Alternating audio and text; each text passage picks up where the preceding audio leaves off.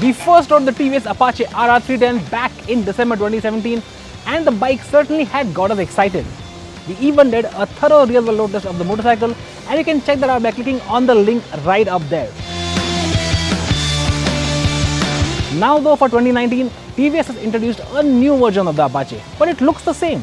So what's different? Well, to find out, here are 5 things you need to know about the new 2019 TVS Apache RR 310. 1. The biggest change is that it now gets a slipper clutch. Now TVS says that this is a race-derived unit and in fact they've spent over 200 hours of track testing to get the settings just right. And I must say on the racetrack it works really well. The slip function ensures that there's almost no rear wheel hop when you're downshifting aggressively, and that does make this Apache a lot safer in certain conditions, especially if you need a downshift when the bike is leaned over or on a loose surface. And then the assist function also makes the lever effort lighter by as much as 20%, which should definitely help the Apache's case in traffic. Now there's good news here for existing Apache owners as well, because this unit has been designed specifically to be retrofitted on the previous bikes. And that means if you own a TVS Apache RR 310, you can walk into a showroom and get one of these slipper clutches for under Rs 4,000. 2. There is a brand new paint scheme and it's called Phantom Black. Now there was a black Apache RR 310 before, but this one is finished in gloss black and it gets new decals on the nose, on the tank and on the tail. Also gone is a sticker on the tail which said 35 years of racing because it's 2019 and it's been 37 years since TVS began racing in India.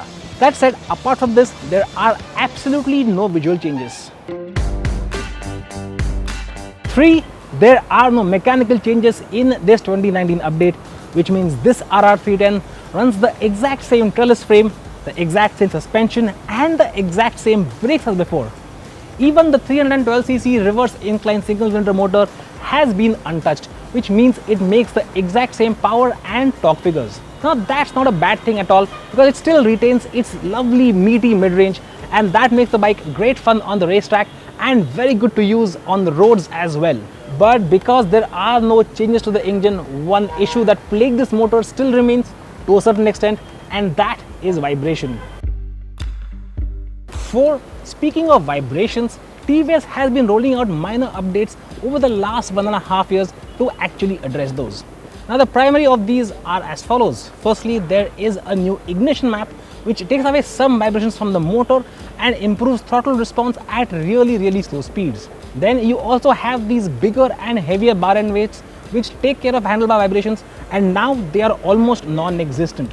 Then you also have a softer chain roller which takes care of that slapping noise of the chain, especially when you are riding at slower speeds or on bumpy roads. And there's also a rubber seal between the windscreen and the bodywork of the fairing to reduce that sort of rattle that comes from plastic to plastic contact. Now there are of course a lot more minor updates that have really improved this bike, and the best part is all of those have been made available for free to existing customers of the RR 310 and they come as standard on this new version. 5. At Rs 2.27 lakh ex-showroom Delhi, this new RR 310 costs just Rs 4,000 more than the previous bike, and that's exactly what it costs to retrofit the previous bike with a slipper clutch as well. So finally, is it worth it? Well, it's still not the perfect bike, but all these small updates have really taken care of those niggles that bothered us with the previous bike. So in that sense, definitely worth it.